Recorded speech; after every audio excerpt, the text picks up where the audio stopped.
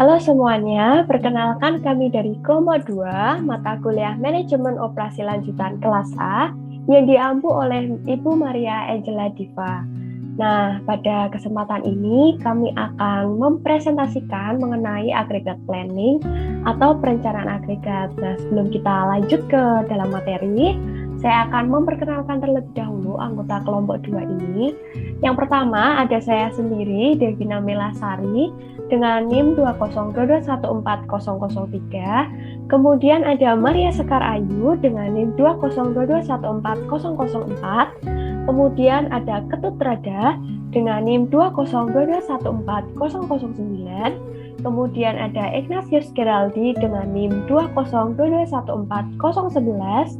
Kemudian ada Sylvester Alvin dengan NIM 202214013. Kemudian ada Tesalonika dengan NIM 202214031. Dan yang terakhir ada Yohanes Bima dengan NIM 202214035. Nah, agregat planning ini adalah materi yang sangat berguna bagi kita jika kita mempunyai bisnis. Dan ini tentu saja bahasan penting atau topik penting yang ada dalam mata kuliah ini. Tanpa berlalu lama, langsung saja kita masuk ke materi. Nah, jadi yang pertama, pengertian agregat planning. Nah, agregat planning atau perencanaan agregat itu apa sih? Nah, perencanaan agregat itu yaitu suatu proses perencanaan kuantitas dan pengaturan output untuk jangka waktu menengah, yaitu sekitar 3 bulan hingga 1 tahun atau 12 bulan. Perencanaan ini memberikan gambaran kepada manajemen mengenai kebutuhan terhadap variabel-variabel produksi. Seperti contohnya itu ada persediaan material atau biasa kita sebut bahan baku, kemudian ada tenaga kerja dan sumber daya lainnya, sehingga biaya operasional dapat dikendalikan seminimal mungkin. Nah, gambaran kebutuhan tersebut harus dapat menyajikan jumlah, kuantitas, dan waktu yang dibutuhkan agar proses produksi dapat berjalan sesuai dengan yang direncanakan. Perencanaan ini biasanya dapat diterapkan pada perusahaan manufaktur, rumah sakit, akademis, serta penerbit buku. Oke, kita lanjut ke topik bahasan yang berikutnya.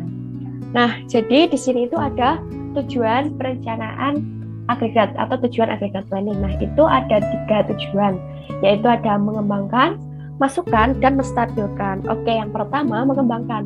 Mengembangkan yang seperti apa sih? Jadi, mengembangkan perencanaan produksi yang layak pada tingkat menyeluruh yang akan mencapai keseimbangan antara permintaan dan supply dengan memperhatikan biaya minimal dari rencana produksi yang dibuat, walaupun biaya bukan satu-satunya bahan pertimbangan. Nah, kemudian yang kedua yaitu masukan. Masukan yang dimaksud adalah sebagai masukan perencanaan sumber daya sehingga perencanaan sumber daya dikembangkan untuk mendukung perencanaan produksi. Kemudian yang terakhir, menstabilkan. Menstabilkan yaitu menstabilkan produksi dan tenaga kerja terhadap fluktuasi permintaan. Selanjutnya ada karakteristik perencanaan agregat. Yang pertama, dinyatakan dalam kelompok produk atau keluarga. Yang kedua, satuan unit yang terkandung jenis produk yaitu ton, liter, kubik, jam mesin atau jam kerja. Yang ketiga, unit dapat dikonversikan ke dalam bentuk satuan rupiah. Yang keempat, setelah satuan unit ditetapkan, maka salah satu faktor konversi juga harus ditetapkan. Dan yang terakhir, periode perencanaan yang cukup panjang yaitu 5 tahun. Selanjutnya ada fungsi perencanaan agregat. Yang pertama, menemukan metode yang tepat untuk digunakan sebagai strategi perusahaan dalam menghadapi jumlah permintaan sehingga mendapatkan biaya operasional seminimal mungkin. Yang kedua, menjamin kapasitas produksi sesuai dengan rencana produksi. Yang ketiga, memonitor hasil produk aktual terhadap rencana produksi dan membuat penyesuaian. Yang keempat, menjamin rencana penjualan dan produksi sesuai dengan rencana strategis suatu perusahaan. Yang kelima, sebagai alat ukur performansi proses perencanaan produksi. Yang keenam, mengarahkan penyusunan dan pelaksanaan jadwal induk produksi. Dan yang terakhir, mengatur persediaan produk jadi untuk mencapai target dan membuat penyesuaian. Selanjutnya saya akan menjelaskan mengenai sifat perencanaan agregat. Yang pertama, sifat perencanaan agregat menurut istilah agregat berarti mengkombinasikan sumber daya yang sesuai dalam jangka waktu keseluruhan dengan prediksi permintaan, kapasitas fasilitas, tingkat kesediaan, pengaturan tenaga kerja, dan input yang saling berhubungan, perencanaan harus memiliki tingkat output untuk suatu fasilitas selama 3-18 bulan yang akan mendatang. Dalam perencanaan agregat, rencana produksi tidak menguraikan produk, namun menyangkut beberapa banyak produk yang akan dihasilkan tanpa mempermasalahkan jenis produk tersebut. Sebagai contohnya, yaitu suatu perusahaan mobil hanya memperhitungkan berapa banyak mobil yang akan mereka buat, namun bukan berapa banyak mobil yang berjenis 2 pintu atau 4 pintu, atau beberapa banyak mobil yang berwarna merah atau biru. Rencana ini juga dapat digunakan mungkin di berbagai perusahaan seperti manufaktur dan sebagainya. Lalu yang kedua, perencanaan agregat merupakan bagian dari sistem perencanaan produksi yang lebih besar. Oleh karena itu, sangatlah bermanfaat untuk dapat memahami hubungan antara rencana serta beberapa faktor internal dan eksternal. Dalam lingkungan manufaktur, proses penguraian rencana agregat secara lebih terperinci disebut disaggregasi atau disaggregation. Disaggregasi menghasilkan jadwal produksi induk yang menyediakan input bagi sistem perencanaan kebutuhan bahan baku atau MRP system. Jadwal produksi induk menangani pembelian atau produksi bagian atau komponen yang diperlukan untuk membuat produk akhir. Jadwal kerja yang terperinci bagi orang-orang dan prioritas penjadwalan untuk produk menghasilkan tahap akhir dari sistem perencanaan produksi tersebut. Oke, selanjutnya pada slide ini saya akan membahas mengenai biaya perencanaan agregat, di mana pada metode ini akan menentukan suatu rencana yang meminimasi biaya. Terlebih jika permintaan tersebut telah diketahui, maka biaya-biaya berikut yang harus diperhatikan seperti itu. Yang pertama adalah hiring cost, di mana perusahaan mengharuskan untuk menambah tenaga kerjanya dikarenakan produktivitas yang ada tidak sesuai dengan permintaan yang besar seperti itu. Maka akan memiliki atau membutuhkan biaya-biaya sebagai berikut, antara lain iklan, proses seleksi, dan training. Dan di dalam training sendiri memerlukan biaya yang cukup besar bila karyawan yang ada atau tenaga kerja yang direkrut memiliki pengalaman seperti itu. Dan yang kedua adalah firing cost, di mana tindakan yang dilakukan perusahaan untuk mengurangi jumlah karyawan karena tingginya produktivitas tidak sebanding dengan minimnya permintaan yang ada, sehingga mewajibkan perusahaan untuk melakukan PHK yang konsekuensinya yaitu perusahaan harus membayar uang pesangon kepada karyawan tersebut. Dan selanjutnya nomor 3 adalah overtime cost dan undertime cost, di mana overtime cost sendiri yaitu waktu lembur dari tenaga kerja yang mengharuskan perusahaan untuk membayar atau memberikan upah lembur tersebut pada tenaga kerja tersebut, yang mana pada umumnya upah lembur tersebut biasanya 150% lebih besar dari ongkos kerja reguler. Dan selanjutnya adalah undertime cost.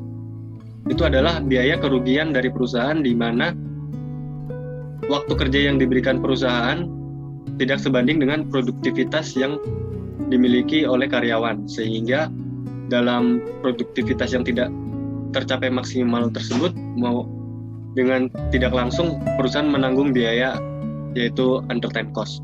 Dan yang terakhir adalah inventory cost atau back order cost, seperti itu adalah ongkos persediaan dan ongkos kehabisan persediaan. Pada persediaan sendiri memiliki fungsi untuk mengantisipasi timbulnya permintaan seperti itu pada saat waktu tertentu. Dan konsekuensinya jika perusahaan memiliki persediaan atau memiliki persediaan pada gudang tersebut, maka akan terdapat beberapa biaya yang perlu diperlukan atau dikeluarkan, seperti berupa ongkos modal yang tertahan seperti itu, dan ada biaya pajak, asuransi, kerusakan bahan atau sewa gedung. Begitu juga sebaliknya bila perusahaan tidak memiliki penyimpanan atau tidak memiliki persediaan bahan baku seperti itu, maka akan ada kerugian, yaitu kerugian kehabisan persediaan yang memungkinkan kita untuk kehilangan peluang untuk mendapatkan atau mengeksekusi permintaan yang ada seperti itu. Selanjutnya yaitu strategi perencanaan agregat. Strategi ini yang disusun dengan hanya memanipulasi salah satu variabel. Strategi ini terdiri dari satu, tipe strategi pilihan kapasitas, di mana perusahaan berusaha untuk mengubah permintaan, tapi tidak menyerap fluktuasi dalam permintaan. Dan pilihan kedua yaitu tipe strategi pilihan permintaan. Nah, mengapa membuat sebuah rencana agregat? Karena manajer produksi harus menjawab beberapa pertanyaan. Perlukah persediaan digunakan untuk mengantisipasi perubahan permintaan selama periode perencanaan? Perlukah perubahan diakomodasi dengan memvariasikan jumlah tenaga kerja? Perlukah para pekerja paruh waktu dikaryakan, dan lain-lain. Kemudian kita memasukin penjelasan pada tipe strategi pilihan kapasitas. Sebuah perusahaan dapat menentukan pilihan kapasitas dasar dalam produksi secara berikut. Yang pertama yaitu mengubah tingkat persediaan. Para manajer dapat meningkatkan persediaan selama periode permintaan rendah untuk memenuhi permintaan yang tinggi di masa datang. Jika strategi tersebut dipilih, maka biaya berkaitan dengan penyimpanan asuransi, penanganan, keusangan, pencurian, dan modal yang diinvestasikan akan meningkat. Yang kedua yaitu meragamkan ukuran tenaga kerja dengan cara mengkaryakan atau memberhentikan. Nah, hal ini diberlakukan untuk menyesuaikan tingkat produksi.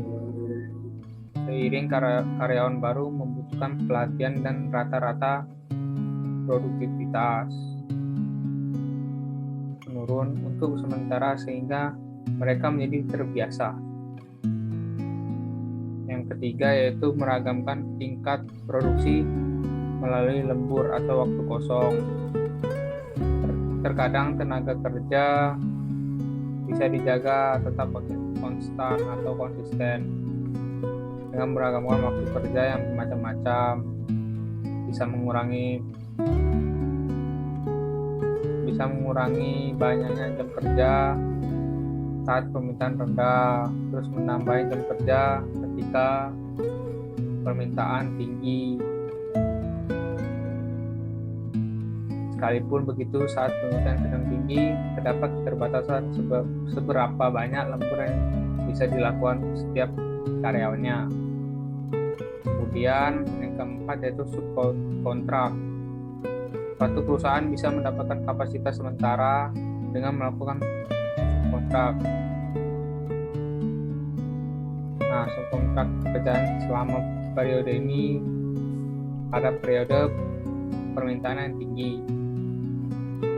Akan tetapi subkontrak ini memiliki beberapa kekurangan. Di antaranya mungkin akan mahal karena membawa resiko dengan membuka pintu klien bagi pesaing dan sering susah mendapatkan pemasok subkontrak yang sempurna dan selalu dapat menemukan produk belum tepat waktu.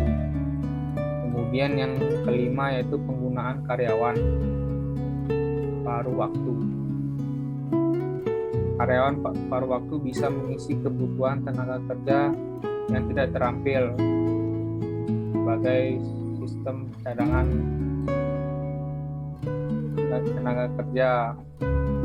Bisa dipanggil ke perusahaan untuk membantu dalam penyediaan produksi sebuah produk di sebuah perusahaan. Bisa juga memberikan pembelajaran khusus terhadap karyawan paruh waktu sebagai untuk cadangannya. Kemudian kita akan memasukin tipe strategi pilihan permintaan. Yang pertama yaitu mempengaruhi permintaan. Saat permintaan rendah, perusahaan bisa mencoba untuk meningkatkan permintaan melalui iklan, promosi, kewirausahaan, dan potongan harga. Diharapkan dengan strategi ini kita bisa memberikan ketertarikan kepada pelanggan kita untuk membeli produk kita, karena ada beberapa keuntungan bagi mereka dalam membeli produk kita. Yang kedua yaitu tunggakan pesanan selama periode permintaan yang tinggi. Nah, tunggakan pesanan ini merupakan pesanan yang diterima perusahaan namun tidak mampu secara sengaja atau kebetulan suatu kondisi perusahaan itu sedang sulit atau perusahaan itu pura-pura tidak bisa membayar untuk dipenuhi pada saat itu. Nah, jika pelanggan mau menunggu tanpa kehilangan kehendak baik mereka ataupun pesanannya, tunggakan pesanan adalah strategi yang mungkin untuk dijalankan. Terus yang ketiga yaitu bauran produk yang counter sesonal. Nah, suatu teknik adalah penghalusan yang secara luas digunakan para manufaktur karena mengembangkan sebuah bauran produk yang terdiri dari barang counter seasonal. Bagaimanapun, perusahaan yang mengikuti pendekatan tersebut dapat mendapati diri mereka terlibat dengan produk di luar target pasar mereka. Yang selanjutnya adalah input perencanaan agregat. Informasi yang diperlukan untuk membuat perencanaan agregat yang efektif adalah ada 3, yaitu sumber daya, data permintaan, dan kebijakan perusahaan. Yang pertama, sumber daya yang tersedia sepanjang periode rencana produksi harus diketahui. Lalu yang kedua adalah data permintaan yang berasal dari peramalan dan pesanan yang kemudian diterjemahkan ke dalam tingkat produksi. Yang ketiga adalah memasukkan kebijakan perusahaan yang berkenaan dengan perencanaan agregat, misalnya perubahan tingkat tenaga kerja dan penentuan kebutuhan sumber daya. Kemudian yang selanjutnya adalah output perencanaan agregat. Output dari proses perencanaan agregat biasanya berupa jadwal produksi untuk mengkelompokkan produk berdasarkan family. Contohnya, produsen mobil outputnya berupa informasi tentang berapa mobil yang bermerek A, berseri B maupun berseri C. Jadi, jumlah keseluruhan output yang dihasilkan tiap periode bukan berdasarkan tipe. Lalu yang selanjutnya adalah metode perencanaan agregat. Di sini metode perencanaan agregat memiliki dua metode. Yang pertama adalah metode heuristik, yaitu metode yang pencarian dan penentuannya didasarkan dengan filter terpendek. Lalu yang kedua adalah metode optimasi, di mana terdiri atas model program linear dan model transportasi land. Selanjutnya ada 5 tahapan dalam pembuatan metode heuristik. Yang pertama, tentukan permintaan pada setiap periode. Yang kedua, tentukan berapa kapasitas pada waktu-waktu biasa, waktu lembur, dan tindakan subkontrak pada setiap periode. Yang ketiga, tentukan biaya tenaga kerja, biaya pengangkatan dan pemberhentian tenaga kerja, serta biaya penambahan persediaan. Yang keempat, pertimbangkan kebijakan perusahaan yang dapat diterapkan pada para pekerja dan tingkat persediaan. Dan yang terakhir, kembangkan rencana-rencana alternatif dan amatilah biaya totalnya. Oke, di slide selanjutnya ini saya akan menjelaskan mengenai macam-macam metode heuristik yang ada. Yang pertama, metode pengendalian tenaga kerja. Pada metode ini, jumlah yang diproduksi pada periode pertama diinisialkan sebesar demand pada periode pertama. Jika demand pada periode berikutnya mengalami kenaikan, maka akan dilakukannya penambahan kapasitas. Dan jika pada periode berikutnya itu demand mengalami penurunan, maka produksi akan diturunkan sebesar demand-nya. Dan yang kedua, yaitu metode pengendalian persediaan, di mana metode ini menerapkan tingkat produksi sebesar penerimaan rata-ratanya. Jika jumlah produksi lebih besar, maka kelebihannya akan disimpan sebagai persediaan dan begitu juga sebaliknya. Dan yang ketiga, metode pengendalian subkontrak. Metode ini berproduksi pada tingkat demand yang paling kecil selama periode perencanaannya. Namun, apabila pada suatu periode demand tersebut lebih besar dibandingkan tingkat produksinya, maka akan dilakukannya subkontrak. Dan yang terakhir atau yang keempat, terdapat metode campuran. Pada metode campuran, tingkat produksi pada tingkat diset berdasarkan kondisi aktual seperti itu. Tingkat produksi ini ditentukan berdasarkan jumlah lintasan produksi atau mesin, jumlah hari kerja, tingkat efisiensi, tingkat utilitas mesin, dan jumlah shiftnya. Selanjutnya, saya akan menjelaskan metode optimasi atau formulasi aplikasi metode optimasi. Metode optimasi terdiri atas model program linear dan model transformasi LAN. Agar metode ini dapat diaplikasikan, kita harus memformulasikan persoalan perencanaan agregat sehingga menghasilkan yang pertama, kapasitas tersedia atau supply dinyatakan dalam program yang sama dengan kebutuhan atau demand. Lalu yang kedua, total kapasitas horizon perencanaan harus sama dengan total peramalan kebutuhan. Bila tidak sama, kita gunakan variabel dummy sebanyak jumlah selisih tersebut dalam kaki cos 0. Lalu yang ketiga, semua hubungan biaya merupakan hubungan linear. Yang berikutnya adalah macam metode optimasi. Macam metode optimasi terbagi menjadi dua, yaitu metode program linear dan juga metode modal transportasi. Untuk yang pertama, yaitu program linear, dibuat karena adanya validitas pendekatan koefisien manajemen yang sukar dipertanggungjawabkan.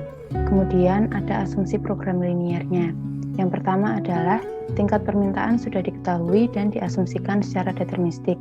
Kemudian yang kedua mengenai biaya variabel. Variabelnya sendiri harus bersifat linear dan berbentuk bilangan real. Kemudian yang ketiga mengenai batas atas dan bawah pada jumlah produksi dan inventory yang mempresentasikan batasan kapasitas dan space yang bisa terpakai.